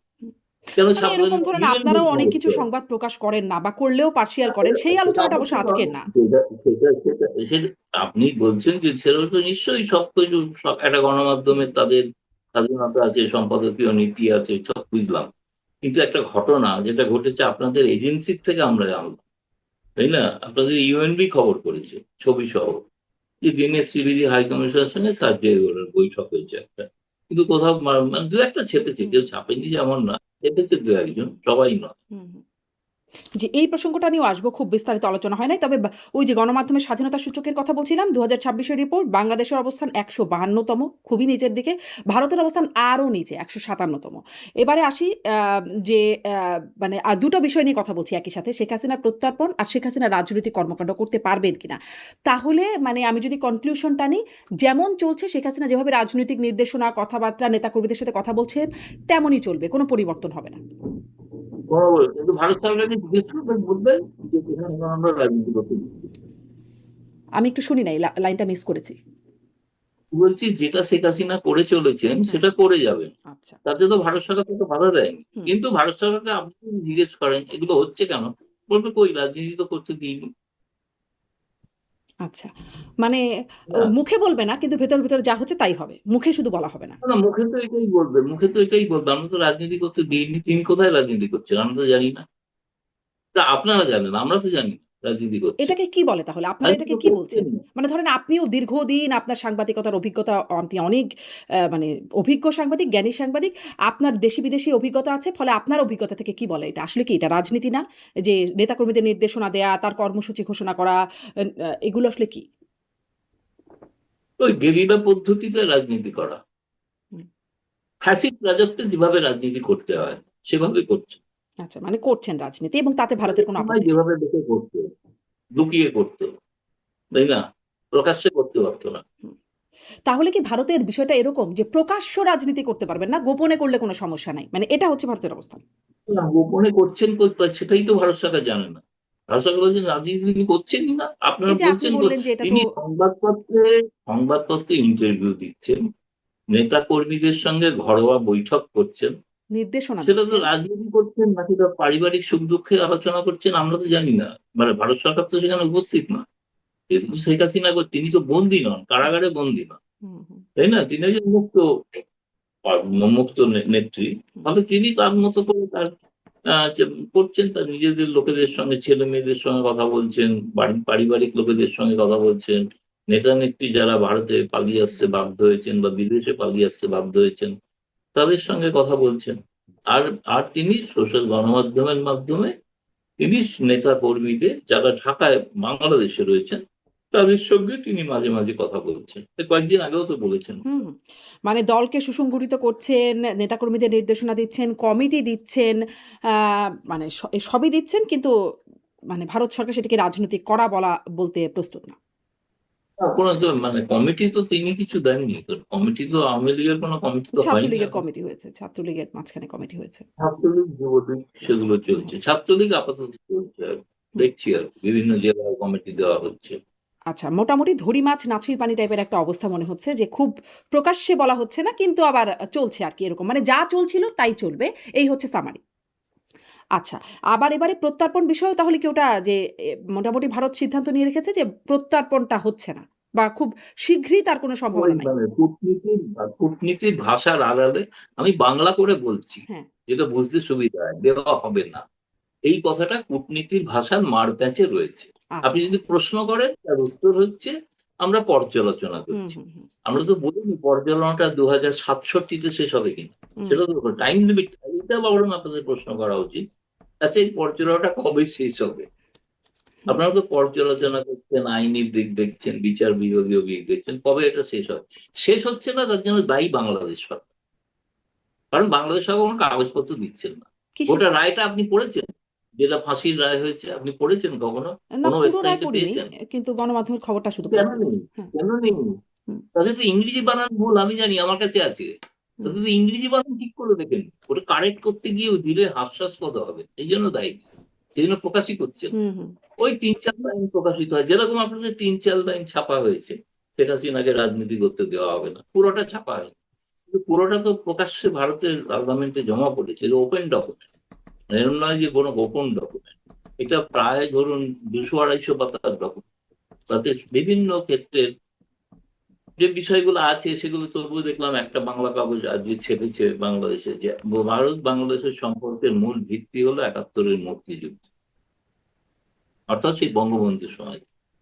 সেই সময়ের ধারাবাহিকতা হবে বাংলাদেশ ভারত সম্পর্কে অন্যতম মাপকাঠি, যেটা রিপোর্টে রয়েছে। আপনাদের কাগজেও ছাপা হয়েছে, বাংলাদেশের কাগজে, প্রথম শ্রেণীর কাগজে ছাপা হয়েছে। হুম। আম অনেক কাগজ ছাপতে সাহস পায়নি। হুম, একটু ওই ৭১-এর। হ্যাঁ, একটু সাউন্ড কম আসছে। এটা কি কোনো বাড়ানোর সুযোগ আছে? ও আচ্ছা, আচ্ছা। না, সরি। তাহলে কোনো কারণে আমি জানি না কেন কম আসছে। আচ্ছা। এটা কি মানে পাখার কোনো আওয়াজ আসছে? না, পাখার কোনো আওয়াজ আমি পাচ্ছি না যদিও, কিন্তু একটু মনে হচ্ছে কি একটু হালকা করে শোনা যাচ্ছে। আরেকটু ভালো শোনা যায় ও সাধারণত। আচ্ছা, আচ্ছা, আচ্ছা। জানি না। আমি তাহলে একটু কাছে থেকে বলবো কি? হ্যাঁ, আমি আপনি যদি মানে খুব মুভ না হেডফোনটা করেন আমার তাহলে মনে আসলে হয় ঠিক আমরা শুনতে পাবো। যদি মুভ না করে কথা বলেন হয়তো একটু কষ্ট হবে তারপরেও। তাহলে আ গৌতম বিহারী, আবার একটু প্রসঙ্গে আসি যে উম এরপরে ওই যে ভারত বাংলাদেশ সম্পর্কের কথা আপনার সাথে যখন গত অনুষ্ঠানেও কথা হচ্ছিল, তখন আপনি খোলামেলায় বলছিলেন যে সম্পর্ক আসলে স্বাভাবিক হয়নি, যেটি ইউনূস সরকারের আমলে ছিল সেটি এখনো স্বাভাবিক হয়নি এবং সেটিও বাংলাদেশের কারণেই হয়নি বলে আপনি বলছিলেন। কি ভারতের পক্ষ থেকে আমি প্রশ্ন করছিলাম যে আমরা তো দেখেছি সম্পর্ক উন্নয়নের কথা বলা হয়েছে, নির্বাচিত সরকার আসলে একটা বার্তাও দেখেছি, জয়শঙ্কর আশা ইত্যাদি নানান রকম। আপনি বলছিলেন বাংলাদেশের কারণে হয়নি, কিন্তু তারপরে এবং তার কারণেই প্রশ্নটা ছিল যে ডাক্তার জাহিদকে এয়ারপোর্টে হয়রানি করা, পুশ ইন করা, তো এগুলো একটা বার্তা, একটা চাপ। আপনি এই বিষয়টা একদম আমাকে খুলে বলেছিলেন। তো এখন কি হলো? এখন আসলে সেরকম কিছু নাই, পুশ ইন হচ্ছে না। আবার অন্যদিকে দেখা যাচ্ছে প্রধানমন্ত্রীকে নেবার ব্যাপারে দীনেশ ত্রিবেদী বললেন অধীর আগ্রহে অপেক্ষা করছে ভারত। আবার নরেন্দ্র মোদী, আপনার রিপোর্টেই পড়ছিলাম, ভারতের প্রধানমন্ত্রী তিনি বিমস্টেক সম্মেলনে যোগ দিতে তাকে একরকম নজিরবিহীনভাবে তাকে আমন্ত্রণ জানাচ্ছেন। মানে এরকম বিশেষ একটা অ্যাপ্রোচ, এইটা আবার কি হলো যে সম্পর্ক একটা বিশেষভাবে ভারতের উদ্যোগ দেখা যাচ্ছে? না দেখুন, পরিষ্কার কথা হচ্ছে যে ব্রিক্স একটা আন্তর্জাতিক মঞ্চ এবং সেই মঞ্চে 11টি রাষ্ট্র সেখানে তারা আসছেন। নিকটবর্তী প্রতিবেশী হিসেবে বাংলাদেশ, তার বাংলাদেশের যেহেতু প্রধানমন্ত্রী তারেক রহমান, কিন্তু তাকে আমন্ত্রণ জানানো হয়েছে তিনি বিমস্টেকের পৌরোহিত্য করেন বলে। ব্রিক্সের পৌরোহিত্য করেন নরেন্দ্র মোদী। আচ্ছা, একটা জিনিস ভেবে রাখা দরকার, নরেন্দ্র মোদীর প্রথম যেটা আমন্ত্রণ সেটা কিন্তু এখনো পড়ে আছে তারেক রহমানের টেবিলে। যেটা প্রথম তিনি নির্বাচিত হওয়ার পর প্রধানমন্ত্রী নরেন্দ্র মোদী হচ্ছে প্রথম প্রধানমন্ত্রী গোটা বিশ্বের যিনি তারেক রহমানকে ভারতে আমন্ত্রণ জানিয়েছিলেন। সেটা হচ্ছিল প্রধানমন্ত্রী আমন্ত্রণ জানিয়েছেন প্রধানমন্ত্রীকে। হুম। এখানে আমন্ত্রণটা হচ্ছে ব্রিক্সের সভাপতি আমন্ত্রণ জানিয়েছেন বিমস্টেকের সভাপতিকে। এবং ব্রিক্সের সভাপতি তো তিনিই হবেন যিনি প্রধানমন্ত্রী, আর বিমস্টেকের সভাপতি তিনিই হবেন যিনি প্রধানমন্ত্রী, যেমন আগে ইউনূস ছিলেন, হুম। তারও আগে শেখ হাসিনা। ফলে সেই কারণেই তাকে আমন্ত্রণ জানানোটা হচ্ছে, এটা আমাদের দিক থেকে বলতে পারি যে ভারতের দিক থেকে ভারত তো বলতে পারতো যে আমরা আমন্ত্রণ জানালেন না কেন। যদি না জানাতো তাহলে প্রশ্ন উঠতো যে কেন জানানো হলো না। ফলে সেই কারণে আমার মনে হচ্ছে যে এটা একটা মানে এটা একটা কূটনৈতিক শিষ্টাচার, যে শিষ্টাচারের কারণে ভারত এই আমন্ত্রণটা জানিয়েছে নিঃসন্দেহে। এবং সেটা আমার ধারণা সেটা তারেক রহমান সরকার এটা বিবেচনা করছেন। এবং সেপ্টেম্বরের 11-12-তে যে সম্মেলন দিল্লিতে হবে, শিখর সম্মেলন, যেখানে চীনের প্রেসিডেন্ট আসবেন, রাশিয়ার প্রেসিডেন্টের আসার কথা আছে, ইরানের প্রেসিডেন্ট আসছে। ফলে এরকম একটা বহুদেশীয় মঞ্চে আসলে ফলে সেটা কেবলমাত্র ভারতের আমন্ত্রণে আসছেন তা নয়, তিনি ব্রিক্স এর আমন্ত্রণে আসছেন। ফলে এটা এলে হয়তো তার দেশের ক্ষেত্রে একটা চাপ আছে আমি জানি, হুম। যে ওই ভারতের আমন্ত্রণে যাচ্ছেন মানে আবার কি ভারতের সঙ্গে সবকিছু বিক্রি করে দেবেন, এসব প্রশ্নের মুখে পড়তে হবে অনেক। সেই কারণে এখন জামায়াতের চাপ তো আছেই, কারণ জামায়াত একটা বড় শক্তিশালী ফোর্স, তাদের এতজন সাংসদ রয়েছেন, তারা নিয়মিত কথা বলছেন। ফলে তাদের একটা চাপ আছে, সেই কনস্টিটিউয়েন্সিটাও আছে। এই কনস্টিটিউয়েন্সিটা মানে ভারত বিরোধী কনস্টিটিউয়েন্সি, সেটাকেও ক্যাটার করা একরকমের। হুম। যে সে কারণে বহুদেশীয় মঞ্চে এলে সেই ক্ষেত্রে তার ক্ষেত্রে সে ধরনের কোনো অভিযোগ করাটা সমস্যা হবে আর কি। কিন্তু আমার ধারণা এটা যে কোনো প্রধানমন্ত্রীর পক্ষে একটা সৌভাগ্যের বিষয়, বহুদেশীয় মঞ্চেতে হুম। উপস্থাপন মানে নিজেকে উপস্থিত করা, এবং সেখানে বহুবিধ অনেক রাষ্ট্রের নেতাদের সঙ্গে কথা বলার তিনি সুযোগ পাবেন ভারত ছাড়াও। হুম। তাহলে মানে সে এই যে কারণে ধরেন এই প্রশ্নটা তো আপনাদের সাংবাদিকরাও করেছিলেন হাই কমিশনারকে, যে তিনি তখন উনি জবাব দিয়েছিলেন একটাই, জবাবটা হচ্ছে এটা আপনাদের প্রধানমন্ত্রী ঠিক করবেন, প্রেরোগেটিভটা প্রধানমন্ত্রী। আমরা আমন্ত্রণ জানিয়েছি, আমরা অধীর হুম। আগ্রহে অপেক্ষা করছি হুম। তাকে অভ্যর্থনা জানানোর জন্য, কিন্তু এটা প্রধানমন্ত্রীর প্রেরোগেটিভ, তিনি সিদ্ধান্ত নেবেন তিনি ব্রিক্স বিমস্টেক সভাপতি হয়ে আসবেন নাকি না তিনি দ্বিপাক্ষিক সফরে আসবেন। আচ্ছা। এই সিদ্ধান্তটা হ্যাঁ, প্রধানমন্ত্রী। কিন্তু ভারত অধীর আগ্রহে অপেক্ষা করছে। এই বিষয়ে গত মাসে জুনের সম্ভবত ২০ তারিখ বা ১৯ তারিখে আ প্রধানমন্ত্রী পররাষ্ট্র বিষয়ক উপদেষ্টা, বাংলাদেশের প্রধানমন্ত্রী পররাষ্ট্র বিষয়ক উপদেষ্টা হুমায়ুন কবির তিনি বলছিলেন যে পরিবেশ সহায়ক হলে, টেম্পারেচার ডাউন মানে উত্তাপ কমলে ভারতেও সফর করবেন প্রধানমন্ত্রী। আ তো মানে তারপরে যখন দীনেশ ত্রিবেদী সাক্ষাৎ করলেন আমাদের পররাষ্ট্রমন্ত্রীর সাথে, তারপরেও আমাদের পররাষ্ট্রমন্ত্রী বললেন যে একটা ইরিটেশন তো কিছু বিষয় নিয়ে আছেই। মানে সেই ইরিটেশন বা টেম্পারেচারের যে জায়গাগুলোর কথা বলা হচ্ছে, তার মধ্যে অন্যতম হচ্ছে শেখ হাসিনার ভারতে অবস্থান করা। এবং সেখানে আপনি বলছিলেন যে কোনোই আসলে অবস্থান পরিবর্তন হয় নাই। তিনি যা করছেন তাই করবেন, তাকে প্রত্যর্পণের বিষয়েও আগেরই সেই অবস্থানেই আছে। তাহলে কি আসলে টেম্পারেচার ডাউন হবার মতো কিছু হয় নাই বা পরিস্থিতি সহায়ক হওয়ার মতো কিছু হচ্ছে কি? আপনার বিশ্লেষণ শুনি। বাংলাদেশ সরকার থার্মোমিটার এখনো খুঁজে পাননি। থার্মোমিটার খুঁজে পাননি, আমি জানি না টেম্পারেচার ডাউন। আমরা তো তখন বলুন টেম্পারেচার বাড়ানোর জন্য কি করেছি, আমরা তো অভ্যর্থনা জানাচ্ছি, না, আপনারা আতর পুশব্যাক আবেদন করেছেন, জানাচ্ছি, আপনারা আতর। ডাক্তার জায়েদকে এয়ারপোর্টে আমি হেনস্থা করেছেন, ডিজেল দিচ্ছি, প্রধানমন্ত্রীর আমি আমি উপদেষ্টা। আপনাকে গ্যাস দিচ্ছি, আমি আপনাকে বিদ্যুৎ দিচ্ছি, আমি আপনাকে কাঁচামরিচ দিচ্ছি, আমি সব আমরা আপনাকে কিনে পেঁয়াজ নিচ্ছি। মানে দিচ্ছি। আপনি বাংলাদেশ কি এগুলো কিনে দিয়েছেন? নিচ্ছে। আপনারা ব্যবসা আপনি করছেন। কি দিয়েছেন? না, আপনি কি দিয়েছেন? এগুলোর জঙ্গি বিনিময়ে ছাড়া তো টাকা কিছু দিচ্ছে, দেননি। মূল্য দিচ্ছে, ওই বিনামূল্যে জঙ্গিরা তো ঘুরে দিচ্ছেন না। বেড়াচ্ছে বাংলাদেশে। হ্যাঁ, এগুলো তো বিনামূল্যে দিচ্ছেন। এগুলো ব্যবসায়িক লেনদেন। তো না নিলেই পারেন, বলতে পারেন বিদ্যুৎ নেবো না, কাল থেকে তো অন্ধকার হয়ে যাবে, আপনি আর ভাষণ দিতে পারবেন না। আপনি তো দিতে পারবেন, বিদেশে না, আছেন, না। যারা আছে জামায়াতের আপনি আর ভাষণ দিতে পারবেন আ বিদ্যুৎ বন্ধ হয়ে গেলে। হ্যাঁ। কোথায় ভাষণ দেবেন? কিন্তু তাই না? মানে এমন তো না এখন যেগুলো খুব আচ্ছা, কৃপা ডিজেল হচ্ছে, যদি এগুলোর না বিনিময়ে দেয় মানে কি এগুলো হবে? আপনাদের ব্যবসায়িক মানে ভারতের ব্যবসায়িক না, না, স্বার্থ সে আছে। তো বটেই। আরে পয়সা দিয়ে তো সবকিছু হয়, তাই না? টাকা পয়সার বিনিময়ে কি সব বাণিজ্য হয়? হুম, হয় কি? কারণ আমি দেবো, বাণিজ্য করবো অবশ্যই, সেটা ঠিক কথা, কিন্তু কাকে দেবো সেটাও তো একটা ব্যাপার। সবাইকে তো দিচ্ছি না। হুম, বাংলাদেশে এই চলেছে, হুম। তাই না? ভারতের একটা বিশাল অনেক ক্ষেত্রে বাজার। তো সব দিক আপনারা থেকেই বহু ভারতের একটা বিদ্যুতের বিশাল টাকাও বাজার বাংলাদেশ। টাকাও দেননি, টাকাও বকেয়া পড়ে আছে, টাকাও তো দেননি। এই যে ঝাড়খণ্ডের আদানির বিদ্যুৎ প্রকল্প থেকে তো বিদ্যুৎ দেওয়া বন্ধ করে দিয়েছে। তিনি তো ব্যক্তিগতভাবে তিনি ব্যবসায়ী, তিনি তো ব্যবসা করবেন হুম, স্বাভাবিক। হুম। মানে তাহলে আসলে কি পরিবর্তন? মানে ওই যে আপনি বলছেন যে আপনাদের পক্ষ থেকে তো মানে ডাক্তার জাহেদকে ওইটা একটা বিশাল আলোচনার বিষয় ছিল। বাংলাদেশের একজন প্রতিমন্ত্রী পর্যাদার ব্যক্তি। তিনি একটা সরকারি সফরে গেলেন কিন্তু এরকম একটা বিব্রতকর পরিস্থিতিতে পড়লেন বা আগের অনুষ্ঠানেও আপনার সাথে আলোচনা হচ্ছিল যে যেভাবে ভারত মানে অ্যাগ্রেসিভলি পুশ ব্যাক করছিল। সেখান থেকে ভারত তো আবার এখানে এসে পৌঁছালো। মানে এখন তো আবার খুব ভালো কথা বলছে, অধীর আগ্রহের কথা বলছে বা পুশ ব্যাকটাও করছে না এখন সেই সময়ে। আম এর জন্য কি কিছু হলো কিনা? ধরেন এর মধ্যে আবার দুটো ঘটনা দেখলাম। দীনেশ ত্রিবেদীর সাথে বৈঠকটাতে দেখলাম। আবার দেখলাম সার্জিও গোর যিনি ভারতেও যুক্তরাষ্ট্রের রাষ্ট্রদূত বটে। আর দক্ষিণ ও মধ্য এশীয় ট্রাম্পের বিশেষ দূত। তিনিও আমাদের দেশে আসলেন, পররাষ্ট্রমন্ত্রীর সাক্ষাৎ করলেন, আম প্রধানমন্ত্রীর সাথে সাক্ষাৎ করলেন। আবার দুজনও সাক্ষাৎ করলেন, দীনেশ ত্রিবেদী এবং সার্জিও গোর। এগুলোর একটা প্রভাব কি মানে পড়ছে? না, এটা তো আমেরিকাকে আপনাদের জিজ্ঞেস করা উচিত। আপনারা ঢাকায় এসে হঠাৎ ভারতের হাই কমিশনের সঙ্গে দেখা করবেন কেন? কিন্তু আমি কিন্তু যে হোটেলে ছিলেন সেই হোটেলে সাক্ষাৎ হয়েছে না। তো হুম, তিনি কেন সাক্ষাৎ করলেন, তার যে গোলকে প্রশ্ন করার যদি সাহস থাকে বাংলাদেশে, শহীদুর রহমানের করা উচিত। তিনি জানতেন তো কার সঙ্গে হুম, হুম, সাক্ষাৎ হচ্ছে, না তা তো না। আমেরিকাকে প্রশ্ন করার সাহস নেই বাংলাদেশে, এটা এতটা পারেন না। যুক্তরাষ্ট্র দুটোকেই প্রশ্ন করে। ওখানে আওয়ামী লীগের লোকেরা ডিম ছুড়বে, কেন প্রশ্ন করতে পারেন না, আপত্তি করতে পারেন না। যুক্তরাজ্যের প্রধানমন্ত্রীকে কড়া চিঠি দিন, এটা দিতে পারেন না, দেওয়া সম্ভব না। আপনি দিতে পারেন কোথায়? ভারতে, তাই ডিম না? তো বাংলাদেশেও ছুটছে। ফলে এগুলো ডিম ছড়ার আর কি করার প্রতিবাদ দেবে? না, আমি বলছি যে সেই জন্য ওগুলো তো আপনার আমেরিকা তো নিউ ইয়র্কেও তো ডিম ছুড়েছিল না, তাই না? সেগুলো তো আপনি তো যুক্তরাষ্ট্রে কাউকে তো চিঠি লেখেন যে কেন এরকম হলো, অপমান করা হয়েছে, সেরকম তো বলেননি কিছু, তাই না? বিনীরবে হজম করে। সেটা বড় না, দেশ, কিন্তু ভয় পায় ডিম না। ছোড়াটা আপনি ধরেন জানেন একটা যে তাদের সার্জিও দেশের গোর নেতাকর্মীদেরও বিভিন্ন সময় এরকম হয়। ডিম ছোড়াটা একটা কি মাইল্ড করবেন একটা ঢাকায় এসে, না, সার্জিও গোর ঢাকায় এসে কি করবেন সবটাই তো বাংলাদেশের পররাষ্ট্র মন্ত্রণালয় তো জানেন, তাই না? হুম, এবং সেদিনের বৈঠকের পর শুনলাম তো আবার নৈশভোজটাও হয়নি।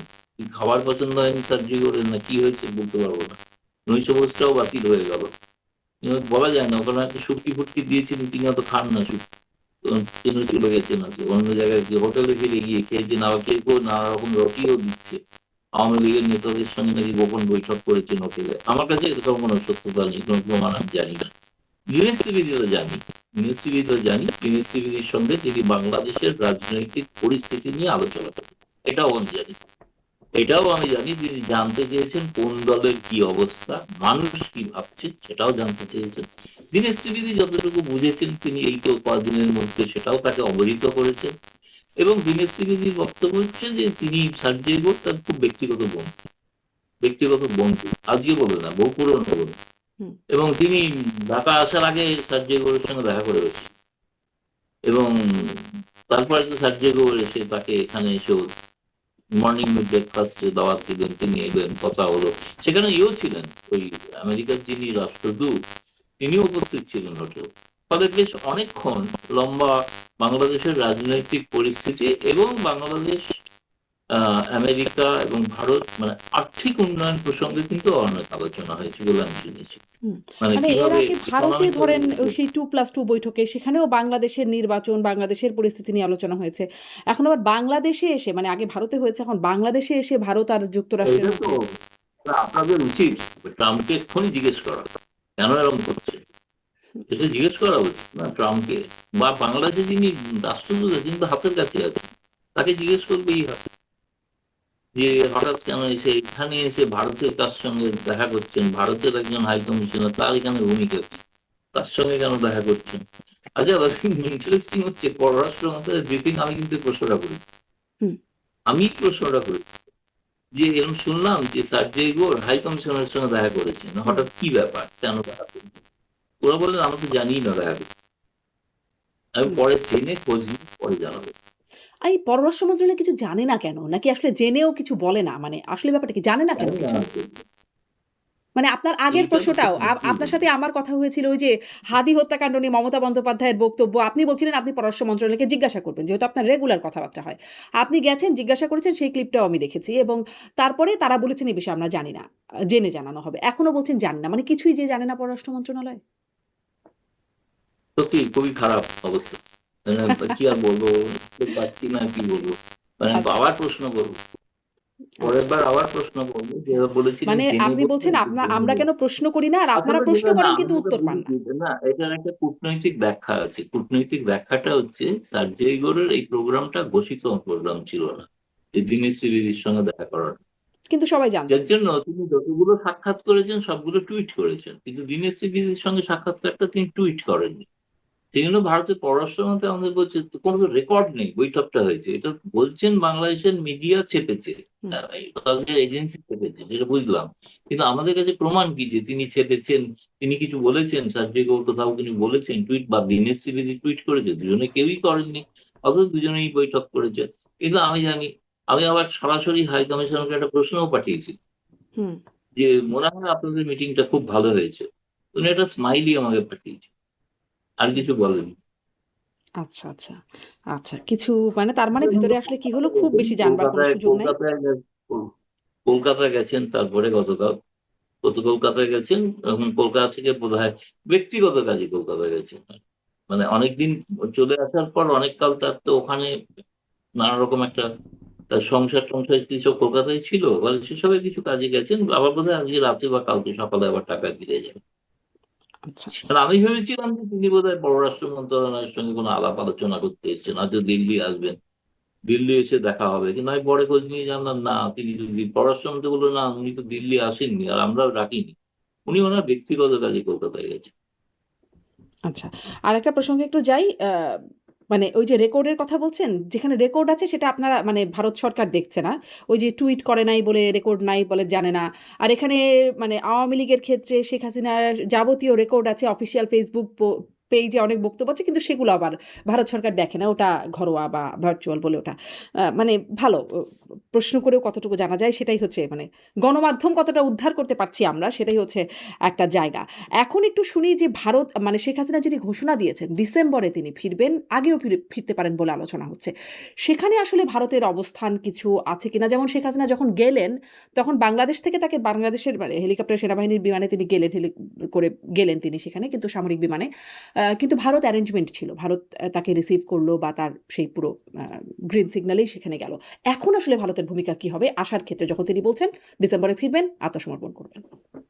সেটা তো ভারত সরকার আবার আপনার পরে কোনো একদিন আপনাদের ওখানে হেডলাইন হবে, চর্চা হবে, খুব আলোচনা হবে, সেটা হচ্ছে ভারত সরকার তো ঘোষিত সিদ্ধান্ত, তিনি যা চাইবেন সেটার ব্যবস্থা করে দেবেন। বলেছেন না তিনি আমাদের এখানে আছেন, এখন তিনি আমাদের নীতি হলো, তিনি এর আগে বলেছেন অফিসিয়াল ব্রিফিং এ, আমি বলছি কোনো মানে অফ দ্য রেকর্ড না, সেটা হচ্ছে তিনি যা চাইবেন সেটাতে ভারত সরকার সহায়তা করবে, এটা তো ঘোষিত নীতি ছিল। কিন্তু সেদিন এই প্রশ্নটা হওয়ার পরে পররাষ্ট্রমন্ত্রীর মুখপাত্র যে জবাব দিয়েছিলেন, জানি না আপনি দেখেছেন, সেই প্রশ্নের উত্তরে তিনি বলেছিলেন যে আমরা তো, আমাদের কাছে তো একটা বন্দি প্রত্যর্পণের রিকোয়েস্ট এসছে, আমরা যাই সিদ্ধান্ত নেবো সেটা সেই অনুযায়ী সিদ্ধান্ত নেবো, সেরকম তিনি বলেছেন। আচ্ছা, এই প্রশ্নটা সর্বশেষ ইন্টারভিউতে শেখ হাসিনাকে প্রশ্ন করেছিল এএপি, যে আপনি তো বলছেন কিন্তু পররাষ্ট্র মন্ত্রণালয় ভারতের এই জবাব দিয়েছে। তিনি বলছেন পররাষ্ট্র মন্ত্রণালয় তো স্বাভাবিক, তাদের পক্ষে তো সময় লাগবে এসব বিচার বিবেচনা করতে, এতটা তো প্রয়োজন নেই, কারণ এখন তো আমি নিজেই ঠিক করেছি যাবো, হুম বলে আর বৈশ্ব এক্সট্রাডিশনের কি প্রয়োজন, আমি তো নিজেই নিজেকে এক্সট্রাডাইট করছি বাংলাদেশে। হুম এটা তিনি সর্বশেষ ইন্টারভিউতে বলেছেন। আগামী কাল পরশুর মধ্যে আরো কিছু বেরোবে, তাতে যদি কোনো লাইন চেঞ্জ হয় তখন জানাতে পারবো। আপাতত তারও ঘোষিত সিদ্ধান্ত হচ্ছে তিনি ডিসেম্বরে যাবেন। আচ্ছা, তাহলে কি কিভাবে বিষয়টা যাবেন সেটা এরকম অবশ্য যে বলবেন। স্বাভাবিকভাবে ভারতীয় যে মানে সাধারণ নাগরিকদের পরিবহনের কোনো বিমানে করে তিনি টিকিট কেটে তিনি বাংলাদেশে ঢুকে পড়বেন এইরকমই, মানে এতই সিম্পল? আর সেটা তো যদি টিকিট কেটে দেয়ও, তিনি যদি গেলেন বিমানে, কিন্তু প্রশ্ন হচ্ছে সেই বিমানে আবার বাংলাদেশ সরকারকে তো সেইভাবে তাকে গ্রহণ করতে হবে যে ওই ট্রাভেল ডকুমেন্টটাকে তারা অ্যাকসেপ্ট করবেন কি করবেন না।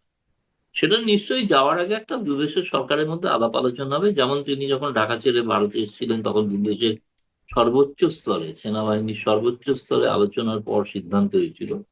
এখানেও আমার মনে হয় ফেরার আগে তিনি যখন দেশে প্রত্যাবর্তন করবেন তখনও সেই ধরনের একটা আলাপ আলোচনা হওয়ার সম্ভাবনা আছে। এখন ভারতে তিনি আসলে ঠিক কি স্ট্যাটাসে আছেন? তিনি কি গৃহবন্দী অবস্থায় আছেন, আশ্রিত অবস্থায় আছেন নাকি অতিথি আর অবস্থায় আছেন? বন্দী তো কিছু নেই। যে কোনো সাবেক প্রধানমন্ত্রী, আমাদের দেশের সাবেক রাষ্ট্রপতিরা যেভাবে থাকেন ঘেরাটোপের মধ্যে, টপ লেভেল সিকিউরিটি, যেটাকে জেট প্লাস সিকিউরিটি বলা হয়, ২-৩ লেয়ারের সিকিউরিটি, সেইভাবে সবাই যেখানে আছেন। অন্য প্রধানমন্ত্রীরা যেভাবে, ভারতের প্রাক্তন প্রধানমন্ত্রী এখন জীবিত বলতে একমাত্র দেবেগৌড়া, তিনি তারও একই ধরনের সিকিউরিটির ব্যবস্থা, চাইলে যখন তখন এরকম যার কাছে যাওয়া যায় না, দেখা করা যায় না বিশেষ অনুমতি ছাড়া। প্রাক্তন ধরুন রাষ্ট্রপতি আছেন, আপনি যদি দেশে দেখে যান তিনি যে বাড়িটায় থাকেন তার আশেপাশে চতুর্দিকে সিকিউরিটি, আপনি যেতে পারবেন না, মনে হবে তাহলে কি সেই প্রাক্তন রাষ্ট্রপতি কি গৃহবন্দী, মানে সিকিউরিটির জালে গৃহবন্দী, সেটা হলে হতে পারে, কিন্তু তিনি তার বাকি স্বাভাবিক কাজকর্ম মানে সবই করতে। তিনি কি বের হতে যেটা পারবেন? তিনি কি বের হতে পারবেন? তিনি তার কাজকর্ম করতে পারবেন? আমি জানি না, তিনি বেরোনোর ক্ষেত্রে কিছু নিষেধাজ্ঞা হয়তো আছে, যে তার জীবনের, আপনাদের ওখানকার মহামান্য জঙ্গিরা ঘোষণা করেছেন তাকে হত্যা করবেন, তো সুতরাং সেই হিসেবে ভারত সরকারের থাকাকালীন, ভারতে থাকাকালীন তার যাতে প্রাণ সংশয় নেওয়া হয়, সেটা ভারত সরকারের নিরাপত্তা রক্ষীরা তাদের দেখছেন, তারা সর্বোচ্চ প্রোটোকল দিয়ে সেটা রেখেছেন। হুম, কিন্তু তার সঙ্গে তো এখন পর্যন্ত প্রায় শখানেক নেতার দেখা হয়ে গেল, হুম, হুম। তাই না? তার মধ্যে ২-৪ জনকে তো ইন্টারভিউ আপনিও নিয়েছেন, জি। কিন্তু আরো তো গতকালও হয়েছে না, অনেক কাউন্সিলর, ঢাকার স্বরাষ্ট্রমন্ত্রী আবার এসেছিল, স্বরাষ্ট্রমন্ত্রী একটা লিস্ট করছেন কারা কারা যাবেন সঙ্গে, আর কোন কোন মিডিয়া যাবে, সেটা একটা লিস্ট হচ্ছে। সৌভাগ্যক্রমে আমি চেষ্টা করছি যাতে আমিও যেতে পারি। কোথায় যাবেন? মানে আমি আরেকটু মিস করে গেলাম কিনা। মানে কোথায় শেখ হাসিনা যেদিন যাবেন সেদিন যদি সঙ্গে মিডিয়া নিয়ে যাবেন আর কি, ফলে মিডিয়া হিসেবে আমিও সেই দলে থাকতে চাইছি, আচ্ছা, আমি আচ্ছা। আবেদন করেছি, আমিও যেতে চাই। আচ্ছা, আচ্ছা। জি, স্পষ্ট। তাহলে আমার একদম মতো শেষ। আরো অনেকেই করেছেন, হ্যাঁ? আমার মতো প্রায় শখানেক সাংবাদিক করেছে, আচ্ছা। মানে তারা আমি তো পশ্চিমা, জি, ঠিক আছে, শেষ যারা প্রশ্নে ইন্টারভিউ যাই। নিচ্ছে। আমার কিছু শুনতেও সমস্যা হচ্ছে মনে হয় সাউন্ডের কারণে। আমি জানি না দর্শকদের ভালো মতো শুনতে পাবেন কিনা। শেষ প্রশ্নে চলে যাই যে তাহলে আপনার বিশ্লেষণ কি? আপনি তার ইন্টারভিউ করেছেন, আপনি সরকারের সাথে কথা বলেন, পররাষ্ট্র মন্ত্রীর সাথে নিয়মিত আপনার অ্যাক্সেস আছে, কথা বলেন। ফলে সব মিলিয়ে বাংলাদেশের অবস্থানটাও আপনি দেখছেন। এখন আপনার বিশ্লেষণ কি? ডিসেম্বরে কি শেখ হাসিনা ফিরতে পারবেন দেশে? বা ফিরবেন? দেখুন, আমি তার ঘোষণার উপরই ভরসা করছি, তাই না? সেটাই একমাত্র সোর্স। কারণ তিনি যদি ঘোষণার পরে না ফেরেন সেটা তো তার বিষয়, তখন তো মনে হয় আরো কিছু আলোচনা করা যাবে। হুম, এখনো পর্যন্ত তিনি ফিরবেন, এটা তার সিদ্ধান্তে তিনি অটল। তাতে যাই হোক, কিন্তু বলেছেন না মৃত্যু পর্যন্ত হতে পারে, তাহলেও ফিরবেন বলেছেন। হুম, হুম। আমি নেতাকর্মীরাও কি সেটাকে ধরে তেমনই বলছেন? নিচ্ছি, একই আমার একই মনে লাইনে হয় না কথা যে বলছেন? এই শব্দটি, এই নামটি এত বেশি উচ্চারিত হচ্ছে, অবস্থা দৃষ্টে মনে হচ্ছে যে এই ভদ্রলোক বাংলাদেশের ভাগ্য বিধাতা হয়ে গেছেন এবং তাকে যেভাবে পোর্ট্রেট করা হচ্ছে বিভিন্ন সামাজিক মাধ্যমে, এমনকি মূলধারার গণমাধ্যমে, এতে করে মনে হচ্ছে যে he is more powerful than even mister Donald Trump. এটাই মনে হচ্ছে। আমাদের এই বাংলাদেশে এই যে এখন ওপেন সিক্রেট যে একটা রেজিম চেঞ্জ হয়েছে, তার সরকারের যে পরিবর্তন হয়েছে, এটা আমেরিকা করে দিয়েছে। এবং একথা এখন সবাই বলছে যে গত ২ বছর ধরে যারাই মন্ত্রী হয়েছেন, এমপি হয়েছেন, তারপর রাষ্ট্র চালাচ্ছেন, তাদের মাথার উপর আমেরিকার হাত আছে। এখন আমেরিকার হাত সরাসরি কোনো ক্ষেত্রে আছে, ধরেন প্রধানমন্ত্রীর উপরে আছে, প্রধানমন্ত্রী মন্ত্রীকে বানিয়েছেন। এইভাবে মানে আমেরিকা যাকে অপছন্দ করে এরকম একটা লোকও এই সরকারের ধারে কাছে যেতে পারেনি। এখন ফরহাদ মাজাহারের মতো মানুষ, তারা এখন প্রকাশ্যে এই আমেরিকার ডিপ স্টেট পলিসি, তাদের সাম্রাজ্যবাদ নীতি এবং তারা এই মুহূর্তে সরকারের উপর যে প্রভাব বিস্তার করছে, এই কথাগুলো প্রকাশ্যে বলছে। যদিও তারা ডক্টর মোহাম্মদ ইউনূসের জমানাতে এই কথাগুলো এভাবে বলেননি। তারা চেয়েছিলেন ইউনূসকে সাস্টেন করানোর জন্য। কিন্তু এখন তারা বলছেন যে আমরা যতই তাকে ভালো বলার চেষ্টা করেছি, কিন্তু আমেরিকা থেকে যেভাবে কল কাঠিয়ে নিয়েছেন সেভাবে ইউনূস আসলে অ্যাক্ট করেছেন বা রিঅ্যাক্ট করেছেন।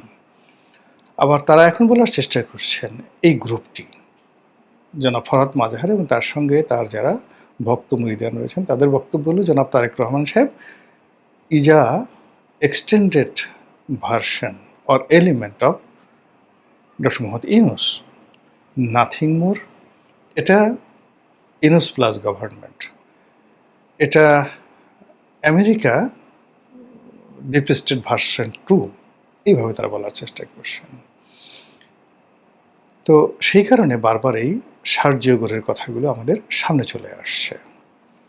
আর সার্জিও গোরের এই বক্তব্য সামনে আনার আগে আমাদের দেশে দুটো নাম, একটা হলো পিটার ডিহাস আর একটা হলো ডোনাল্ড লু।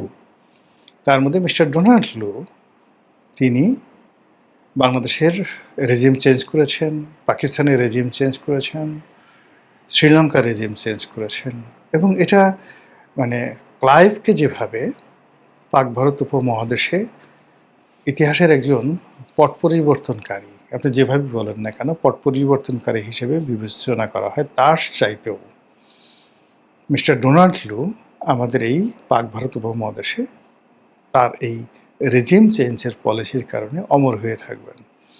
আপনি দেখেন পুরো মধ্যপ্রাচ্যের প্রথম মহাযুদ্ধের সময়টিতে অটোম্যানদের পতন, ওখানে ইংরেজদের রাজত্ব, ইউরোপীয়দের রাজত্ব এবং আজকে এই যে প্রথম মহাযুদ্ধ থেকে আজকে যে পুরো ইউরোপ এবং আমেরিকা পুরো মধ্যপ্রাচ্য যে শোষণ করেছে, সেই শোষণের যে নায়ক, যিনি এই পুরো জিনিসটাকে কুক করেছেন, তিনি একজন কর্নেল ছিলেন ব্রিটিশ গোয়েন্দা সংস্থা MI6। আপনারা জানেন যে তাদের দুটো গোয়েন্দা সংস্থা রয়েছে, MI6 এবং MI5। দেশের মধ্যে যে গোয়েন্দা সংস্থাগুলো চালায় জাস্ট NSI এর মতো, সেটা হলো MI5। আর ঠিক CIA এবং রয়ের মতো দেশের বাইরে যে সকল অপারেশন চালায়, সেটা হলো MI6।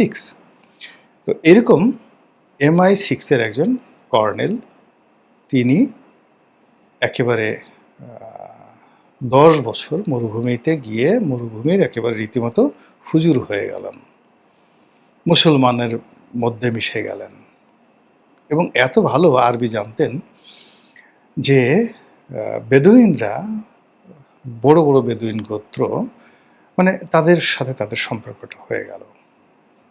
আরও ডিটেলস মানে এখানে তার দুটো, একটা হলো তার এই কাহিনী নিয়ে একটা খুব বিখ্যাত, মানে যাকে বলে ব্লকবাস্টার একটা সিনেমা হয়েছে, দ্য লরেন্স অফ অ্যারাবিয়া, সেটা দেখতে পারেন।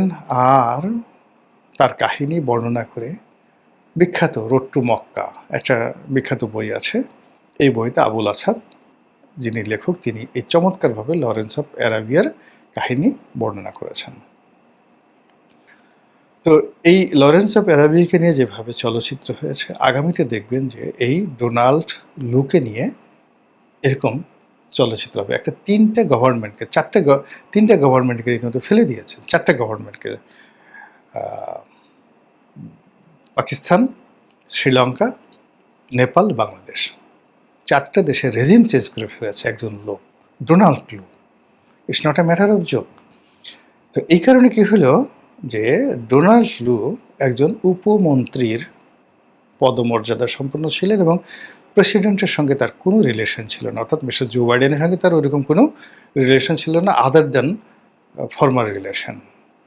তিনি শুধুমাত্র দক্ষিণ পূর্ব এশিয়ার উপমন্ত্রী ছিলেন, বিশেষ দায়িত্বপ্রাপ্ত ছিলেন, ডিপ স্টেটের পলিসিটা বাস্তবায়ন করতেন এবং একটা ফান্ড তিনি পেয়েছিলেন। তো সেটা দিয়ে তিনি যদি এই কাজ করতে পারেন তাহলে মিস্টার সার্জিও গোর, তিনি অ্যাজ এ হোল প্রথমত প্রেসিডেন্টের খুব ঘনিষ্ঠ, ডোনাল্ড ট্রাম্পের খুব ঘনিষ্ঠ, দ্বিতীয়ত বয়সে তরুণ, তৃতীয়ত হলো অত্যন্ত ধনাঢ্য, ব্যবসা বাণিজ্য করে এই অল্প বয়সে হাজার হাজার কোটি ডলারের মালিক হয়ে, হাজার হাজার কোটি টাকার মালিক হয়ে তিনি এই দক্ষিণ পূর্ব এশিয়ার বিশেষ দায়িত্বপ্রাপ্ত প্রতিনিধি রূপে আসছেন এবং তার দুটো উপাধি এখানে। তিনি ভারতে নিযুক্ত রাষ্ট্রদূত, সম্ভবত মন্ত্রীর পদমর্যাদায়, যেভাবে মনে করেন দীনেশ ত্রিবেদীকে দেওয়া হয়েছে। অর্থাৎ এখানে মন্ত্রী বলে ভুল হবে, একেবারে তাকে বলা হয় যে পুরো মার্কিন স্টেট ডিপার্টমেন্টে যদি একজন লোক থাকে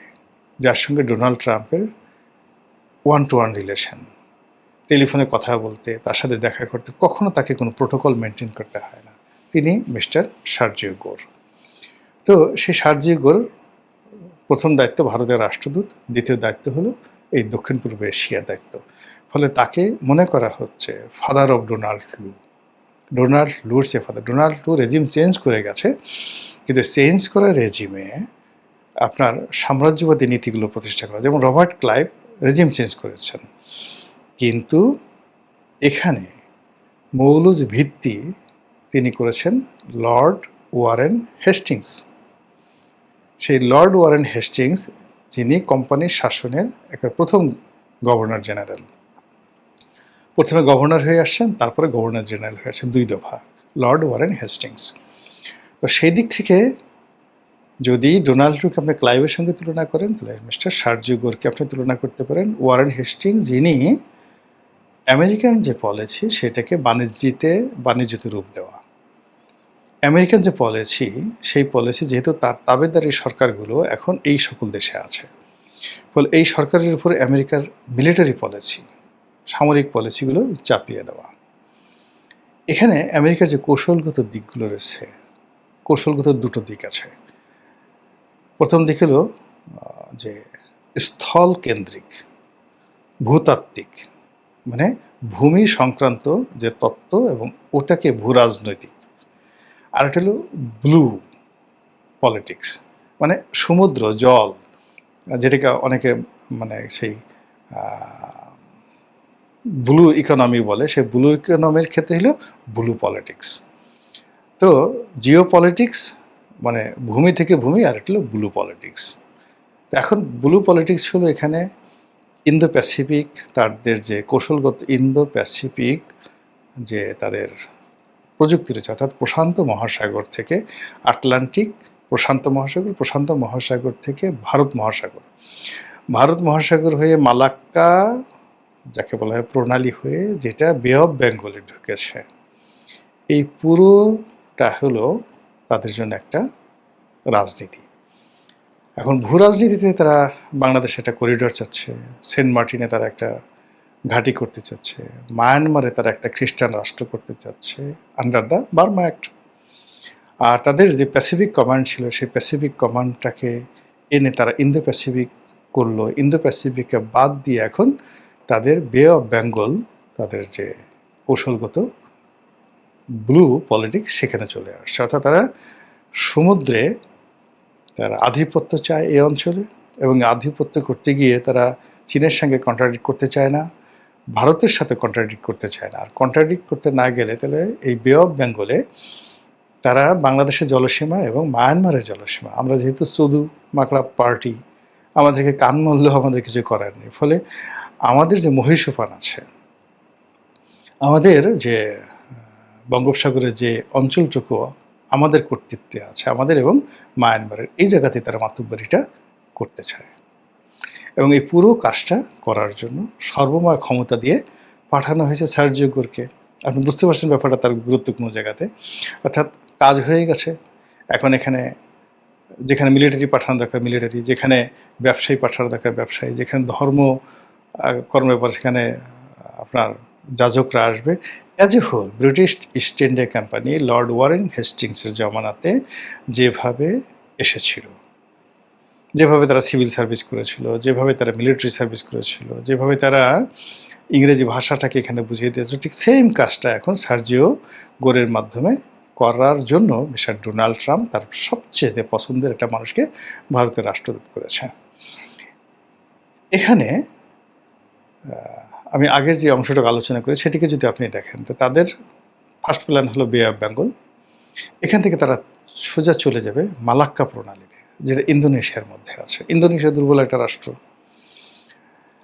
এবং ভারতকে যেটা বলা হয়েছে যে ভাই তোমার সাথে আমার অন্য বিজনেস প্রবলেম আছে, যা কিছু আছে, কিন্তু বাংলাদেশ নিয়ে, মিয়ানমার নিয়ে তুমি তোমার স্বার্থ দেখো, আমরা আমাদের স্বার্থ দেখি, এখানে আমাদের কন্ট্রাডিক্ট হবে না। আমরা যে জিনিসগুলো চেয়েছি সেটা আমরা শুধুমাত্র আমাদের সেই জায়গাগুলো আছে, আর তোমরা যেটা তোমাদের সেভেন সিস্টার চাচ্ছ, মায়ানমারকে বলা হচ্ছে তোমরা যে জিনিসগুলো চাচ্ছ, কোনো সমস্যা নেই, আমরা সবাই এখানে ভাগাযোগি করে কাজ করি, কোনো প্রবলেম নেই।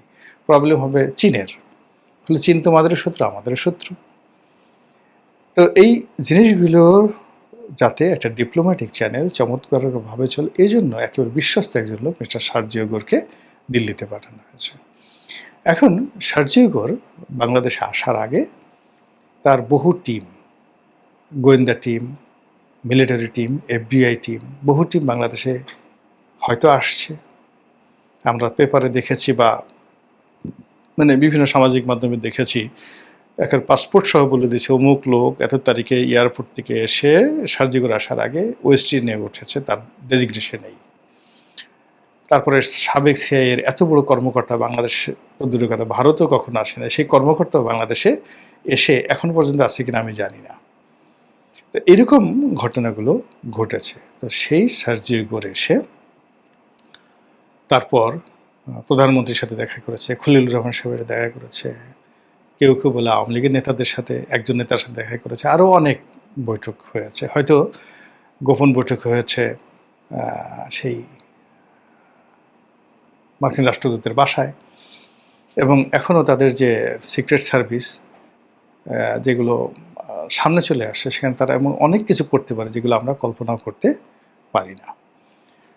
এর ফলে ওনার এই আগমনকে নিয়ে প্রচুর আলোচনা হচ্ছে, সমালোচনা হচ্ছে, এবং যারা প্রো আমেরিকান তাদের বক্তব্য হলো সরকারকে এই সার্জিও গোর একটা রেড সিগন্যাল দিতে আসছে। কেন চীনে গেলা, কেন এই জিনিসগুলো করছো না, কেন ওই জিনিসগুলো করছো না, কেন এটা দিচ্ছ না, কেন এটা করছো না, এই জিনিসগুলো মানে কি কি, সেটা মানবিক করিডোর হতে পারে, সেটা মিলিটারি করিডোর হতে পারে, নানা রকম কথাবার্তা হতে পারে। তো এটাকে আপনি বলতে পারেন যে এই যে হুট করে তিনি যে চলে আসলেন, এটা সার্জিও গোরের অনেকটা সার্জিক্যাল কূটনীতির মতো, মানে ঝড়ো গতিতে আপনার হলো সার্জিক্যাল যেটা অপারেশন করা হয়, এয়ার স্ট্রাইক করা হয়, যে খুব দ্রুত সময়ের মধ্যে একটা দেশে মানে হতচকিত করে ফেলে, সে আউট অফ ইমাজিনেশন কল্পনাও করতে পারে না, কিন্তু শুধু বিমানের সাইরেনটা বাজে। তো সেক্ষেত্রে মিস্টার সার্জিও গোর যেভাবে আসছেন, যেভাবে কথা বলছেন, এত দ্রুততার সঙ্গে মনে হয়েছে যেটা একটা কূটনীতির ঝড়, একটা কূটনীতির সার্জিক্যাল অপারেশন। এখন সেই অপারেশন তো মিস্টার সার্জিও গোর করে গেলেন, আমরা সেটাকে কিভাবে হজম করব, কিভাবে মেনটেন করব, সেটি দেখার বিষয়।